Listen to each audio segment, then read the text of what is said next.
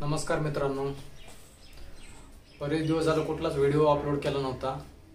तर आत्ता video upload करण्याचं औचित्य हेच आहे की आपली परीक्षा एका महिन्यावर आलेली आहे, राज्यसेवा पूर्व, जी 2 जानेवारी 2022 रोजी होणार आहे. तर एकंदरीत विचार करता आता आपल्याला पशी जवळपास 1 महिन्याचा वेळ आहे. तर या 1 महिन्यामध्ये आपली स्ट्रॅटेजी काय असायला पाहिजे, किंवा मी जर आता परीक्षा देणार असेल तर 1 महिन्यामध्ये मी काय करेल, तर ते मी तुमच्याशी शेअर करू इच्छितोय. तर त्या दृष्टीनं आपण हा आजचा व्हिडिओ बनवत आहोत. तर एकंदरीत आता आपल्यापाशी 30 दिवसाचा कालावधी आहे. तर त्या दिवसामध्ये आपण काय केलं पाहिजे, तर त्याबद्दल आपण या व्हिडिओमध्ये बोलूयात. सर्वप्रथम आपण GS या विषयाबद्दल बोलणार आहोत. GS जी की 100 प्रश्न असतात आणि 200 गुणांसाठी हा आपल्याला भाग आहे. तर त्याचे मी आपण ह्याच्यामध्ये डिव्हिजन करू शकतो, किंवा माझे काही स्ट्रॉंग पॉईंट आहेत किंवा ज्याच्यामध्ये मला चांगले मार्क्स मिळतात असे विषय, आणि जे काही जनरली आपल्याला अवघड जातात अशा विषयामध्ये आपण त्याच्या 2 भागात विभाजणी करू शकतो. तर पहिल्यांदा आपण जे माझे स्ट्रॉंग पॉईंट आहेत आणि मला असं वाटतं की मी जिथं एक 70% मार्क काढू शकतो, 70-80% मला मार्क जिथं मिळू शकतात, तर मी अशा विषयाला टार्गेट करेल.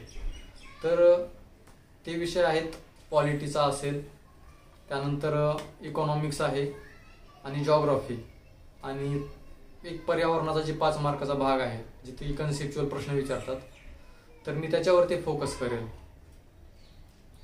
तर माझ्या दृष्टीनं पॉलिटिक्सला ज्यावेळेस मी सुरुवात करेल, तर आत्ता इथून पुढे मी नवीन काहीच वाचणार नाही, कारण माझ्या आजपर्यंतच्या नोट्स तयार आहेत, तशा तुमच्याही त्या तयार असल्या पाहिजेत. तर त्या आपल्या ज्या काही शॉर्ट नोट्स आहेत किंवा रनिंग नोट्स आहेत त्या गो थ्रू करायच्या. जर तुम्ही नोट्स काढल्या नसतील आणि जे कुठलं एखादं पुस्तक वाचलं असेल, लक्ष्मीकांत सरांचं असेल किंवा कोळंबे सरांचं असेल, तर त्यालाच तुम्हाला मॅक्झिमम वेळेस रिव्हिजन करावं लागेल. आणि तुम्ही जे स्वतः हायलाईट करून ठेवलं असेल पुस्तकामध्ये की जे भाग विसरण्याची दाट शक्यता आहे, तर त्याच्यावरती तुम्हाला लक्ष दिलं पाहिजे. तर त्या दृष्टीनं इथून पुढं मॅक्झिमम रिव्हिजन आणि कुठलंही नवीन वाचन न करणं, या गोष्टी आता तुम्हाला करायला लागतील. त्यानंतरचा आपला जो भाग आहे तो जॉग्राफीचा आहे. बघा, पॉलिटीमध्ये आपण क्विक रिव्हिजन खूप महत्त्वाचं आहे. त्याच्यासोबतच फॅक्ट ज्या आहेत, जसे की कलम असतील, अमेंडमेंट असतील, लोकसभा राज्यसभेतील विविध राज्यांच्या ज्या काही जागा आहेत, अशा ज्या काही म्हणजे फॅक्च्युअल गोष्टी आहेत की ज्या लक्षात राहण्याचे चान्सेस म्हणजे विसरण्याचे चान्सेस जास्त असतात, तर त्या मी थोडं जास्त बघेल. परीक्षेच्या आदल्या दिवशी असेल किंवा त्याच्या अगोदर 2-4 दिवसामध्ये ग्रुप डिस्कशनमध्ये, ज्याच्यामुळं या बीटवर जे काही प्रश्न येणार आहेत तर ते आपले चुकायचे नाहीत असं मला वाटतं. आपण आता भूगोल या विषयाशी बोलूयात. इथं पण आपल्याला सेम पॅटर्न आहे की आपण आतापर्यंत जे काही वाचलेलं असेल, बेसिकचे पुस्तकं असतील 8वी ते 10वी पर्यंतचे, त्यानंतर एक कुठलंही रेफरन्स बुक असेल. रेफरन्स बुकमध्ये तुम्ही काय ठेवणार आहात की एकतर सौदी सरांचा असेल किंवा ऑथर इतर कुठले लेखक असतील त्यांचं. याच्या व्यतिरिक्त आता आपल्याला काहीही वाचायचं नाही नवीन. आणि आपण आतापर्यंत ज्या काही नोट्स काढलेल्या आहेत, तर त्या नोट्सची जास्तीत जास्त वेळेस उजळणी करायची आहे आपल्याला.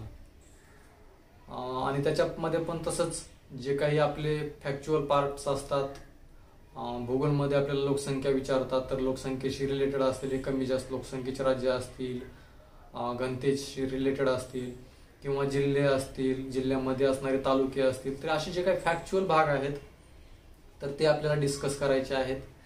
आणि त्याच्यावरती आपल्याला थोडासा जास्त फोकस करावा लागेल. त्यानंतर आपला इकॉनॉमिक्सचा पार्ट आहे.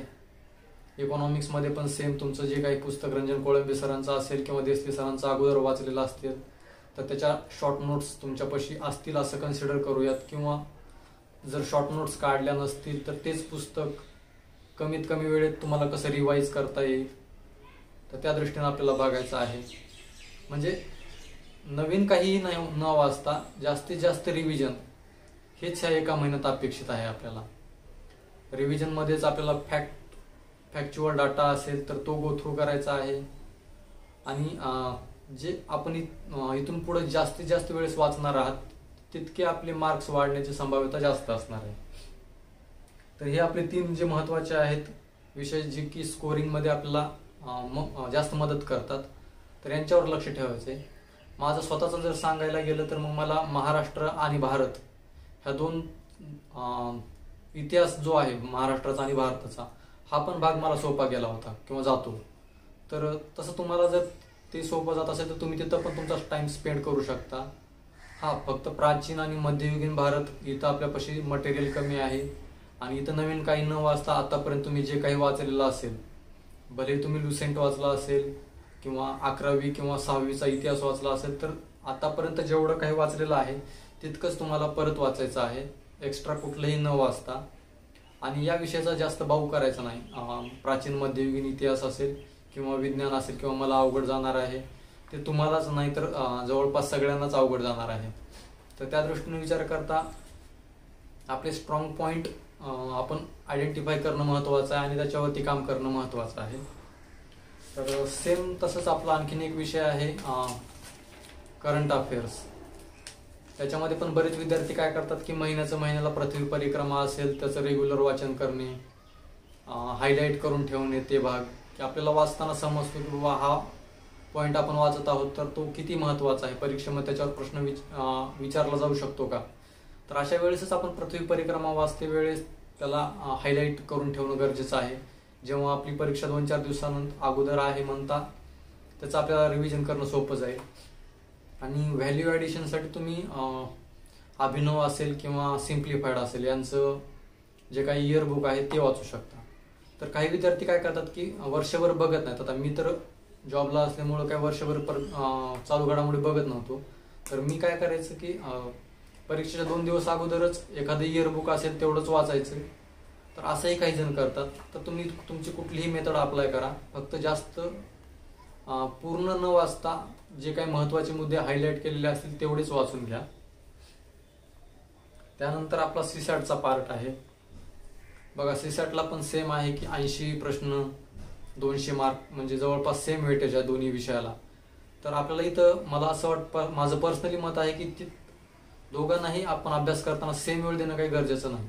आपण GSला 60-70% वेळ देऊ शकतो आणि 30% वेळ आपण सीसॅटला देऊ शकतो. हे माझं एक वैयक्तिक मत आहे. तर सीसॅटमध्ये आपल्याला 3 भाग महत्त्वाचे आहेत. एक तर कॉम्प्रिहेन्शन आहे आपलं, ज्याच्यामध्ये आपले पॅसेज असतात. दुसरा आहे मॅथ रिझनिंग आणि तिसरा डिसिजन मेकिंगचा. तर एक दिवसभराचं 4 तासाचं जर आपलं नियोजन असेल 3 किंवा 4 तासाचं, तर आजपासून पण सीसॅटला जरी सुरुवात केली तरी तुमचं सीसॅट पूर्ण होऊ शकतं याची मला खात्री आहे. तर त्यामध्ये काय करायचं की आजपासून प्रत्येक दिवसाला 8 ते 10 पॅसेज टाइम लावून 1 तासात सोडवायचे आपल्याला. मग आपले प्रश्न किती बरोबर येतील याचा विचार न करता फक्त आपल्याला स्पीड मेंटेन करायची आहे आणि 10 पॅसेज 1 तासामध्ये आपल्याला सोडवायचं प्रॅक्टिस करायची आहे. मॅक्स 1 तास किंवा 1 तास 10 मिनिटांमध्ये जरी आपली वेळ 10 पॅसेज सुटत असतील तर चांगलं आहे. तर हे रुटीन आपल्याला आजपासून परीक्षेच्या 2-3 दिवस अगोदरपर्यंत पाळायचं आहे. तर या काळात आपण विचार जर केला तर आपले 200 ते 250 पॅसेज सोडवणं झाले पाहिजेत.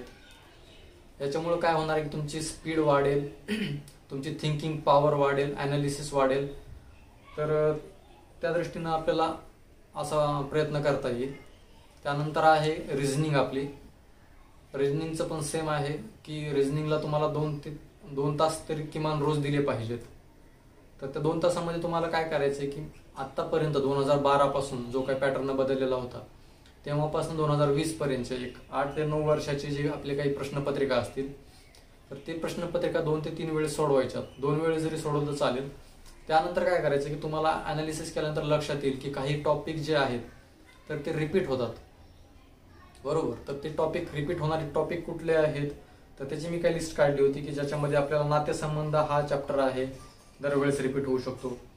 त्यानंतर ट्रू फॉल्स म्हणजे खरे खोटेचा एक असेल, विधान, निष्कर्ष, डायस, वेनाकृती, सिलोगिझम किंवा तर्क व अनुमान असेल. परमुटेशन कॉम्बिनेशनचा आपल्याला पार्ट दरवेळेस विचारतात. त्यानंतर प्रोबॅबिलिटी आहे. त्यानंतर आपल्याला घडी व कॅलेंडर थोडंसं बघून घ्यायचंय. सोबतच गणितामधलं आंतर, वेग, वेळ म्हणजे जे रेल्वेचे आपल्याला गणित येतात ते पाहायचेत. त्यासोबत काळकाम, वेग, वयवारी, शेकडेवारी आणि एक तुलनात्मक संकेतन किंवा कंपॅरिझन कोडिंग. एक असे 12 ते 13 चॅप्टर्स आहेत. तर या चॅप्टरवरती आपल्याला जास्त फोकस करायचा आहे. तर एक जवळपास 25 प्रश्न हे गणित बुद्धिमत्तेवरती विचारतात. तर त्या 25 प्रश्नापैकी आपण एक 15 पर्यंत तरी आले पाहिजेत, या हिशोबाने आपल्याला आपली तयारी ठेवायची आहे. तर माझं एक मत आहे किंवा माझी स्वतःची एक स्ट्रॅटेजी अशी आहे की मी पुस्तक न वाचता जे काही मागचे प्रश्न असे जे पडलेले आहेत तर त्याच्याशी रिलेटेड यूट्यूबवर फाइंड करतो मी व्हिडिओ, आणि त्या व्हिडिओनुसार मी अभ्यास केलेला आहे आतापर्यंत गणित बुद्धिमत्तेचा. त्यात मला संदीप आरगडे सरांचे व्हिडिओ खूप चांगले वाटतात, किंवा ढवळे सरांचे व्हिडिओ असतील तर ते मी फॉलो करत होतो. तर या दृष्टीने जर तुम्ही विचार केला तर रोजचे 2 तासामध्ये तुमचा एक चॅप्टर कव्हर होतो, आणि आजपासून आपल्यापाशी जवळपास 31 दिवस असल्यामुळं तुमचे 30 चॅप्टरला तुम्ही हात घालू शकता. आणि ज्यावेळेस तुम्ही यूट्यूबवर हे व्हिडिओ पाहत असता त्यावेळेस तुम्हाला जर कुठली नवीन ट्रिक्स आवडली किंवा भेटली तर ती तुम्ही एखाद्या वहीमध्ये नोट डाऊन करा, म्हणजे परीक्षेच्या आदल्या दिवशी किंवा त्याच्या 1-2 दिवस अगोदर ती ट्रिक्स तुम्हाला बघता येईल. तर त्या दृष्टीने जर विचार केला तर मॅथ रिझनिंगमध्ये पण आपल्याला 15 ते 18 पर्यंत मार्क मिळू शकतात. त्यानंतर तिसरा एक प्रश्न आहे किंवा तिसरा एक जो पार्ट आहे तर तो आहे डिसिजन मेकिंगचा. इथं 5 प्रश्न आपल्याला विचारतात, इथं कुठलंही निगेटिव्ह नाही आहे, आणि एकदम ॲक्युरेट किंवा जवळच्या उत्तराला तुम्हाला 2.5 मार्क मिळतात. तर इथं पण आपल्याला नवीन काहीच करायचं नाही. 2012 पासून ते 2020 पर्यंत पडलेले प्रश्न बघणे, आणि तेवढेच प्रश्न जवळपास एक 9 वर्षामध्ये 400 प्रश्न जवळपास असतील, नाही एक 40-45 प्रश्न असतील. तेच प्रश्न रिपीट करायचे. जर काही UPSCचे प्रश्न दिसतील तर ते पण बघायचे. तर या दृष्टीने विचार केला तर एक 50 ते 100 प्रश्न आपण बघून जा, आणि त्याचा थोडासा विचार करा की याचं उत्तर हेच का दिलेलं असेल. त्या दृष्टीनं आपण जर डिसिजन मेकिंगची प्रॅक्टिस केली तर मला वाटतं की तिथं पण आपल्याला चांगले मार्क्स मिळू शकतात. एक 12.5 मार्कापैकी 9, 10, इव्हन 11, काही जणांना 12.5 मार्क्स सुद्धा मिळालेले आहेत. तर या दृष्टीनं थोडासा व्यवस्थित सिस्टमॅटिक जर अभ्यास केला तर 30 दिवसामध्ये सुद्धा आपल्याला चांगले मार्क्स मिळू शकतात, आणि आपण या वर्षीची जी पूर्वपरीक्षा ती निश्चितपणे पास होऊ शकतं असं मला वाटतंय. त्यानंतर सोबतच मी काही जनरल क्वेरीज पण काढलेल्या आहेत, किंवा काही जणांना असं वाटतं की प्रश्नाचा आपला अटेम्प्ट किती असावा. तर या बाबतीत माझी स्ट्रॅटेजी अशी आहे की मी कुठलंही प्री अझम्पशन करत नव्हतो. फॉर एक्झाम्पल जसा बॉल येईल पुढून त्या टाईपचा शॉट आपण खेळला पाहिजे. फॉर एक्झाम्पल जर आपल्याला फुलटॉस आला, म्हणजे जर प्रश्नपत्रिका सोपी असेल, प्रश्न आपल्या टप्प्यातील असतील तर मग त्या ठिकाणी आपण मॅक्झिमम प्रश्न अटेम्प्ट केले पाहिजेत. जर खूपच गुड लेंथवर बॉल आला तर आपल्याला डिफेन्सिव्ह पण खेळता आलं पाहिजे. तर असं कुठलंही प्री अझ्युम करू नका तुम्ही की मला इतकेच प्रश्न सोडवायचे. ॲज पर पेपर रिक्वायरमेंट किंवा टफनेस ऑफ द पेपर त्याच्यानुसार तुम्ही ठरवू शकता की मला या पेपरमध्ये किती अटेम्प्ट केले पाहिजेत किंवा किती अटेम्प्ट योग्य असले पाहिजेत. तरी अगदीच कमी अटेम्प्ट करत बसू नका, कारण जागा पण अशा आहेत त्याच्यामुळे कट ऑफ पण वाढतंय. तर अटेम्प्ट तुमचा चांगलाच असायला पाहिजे. 2 किंवा 3 प्रश्नांमध्ये जर तुमचं कन्फ्युजन असेल तर तुम्ही रिस्क घेतली पाहिजे असं माझं पर्सनली मत आहे. त्यानंतर काही जनरल गोष्टी असतात किंवा आपल्या कॉमन सेन्सचा भाग असतात की जे लांबलचक उत्तर आहे किंवा जे लांबलचक पर्याय आहेत तो बऱ्यापैकी उत्तर असू शकतो, किंवा एखाद्या पर्यायाचं एक्स्ट्रा जर त्यांनी माहिती दिली असेल कंसामध्ये वगैरे तर ते पण उत्तर असू शकतो. म्हणजे हे असं 100% असेल असं काय नाही, पण असू शकतो. असे चान्सेस जास्तीत जास्त असतात 90% किंवा सारखे नाव असलेले पर्याय असतील. फॉर एक्झाम्पल विष्णुशास्त्री पंडित किंवा विष्णुशास्त्री चिपळूणकर असे जर 2 पर्याय जर प्रश्नामध्ये असतील तर मॅक्झिमम टाइमला त्या दोघांपैकी एखादं उत्तर असू शकतं. तर या छोट्या छोट्या गोष्टी आहेत. तर त्या जर गोष्टी तुम्हाला जर जमल्या तर तुम्ही आरामशीर प्रिलिम्स पात्र होऊ शकता असं माझं मत आहे. तर येणाऱ्या 2 जानेवारीच्या परीक्षेसाठी तुम्हाला ऑल दी बेस्ट, आणि चांगला पेपर सोडवा आणि क्वालिफाय व्हा. Thank you so much.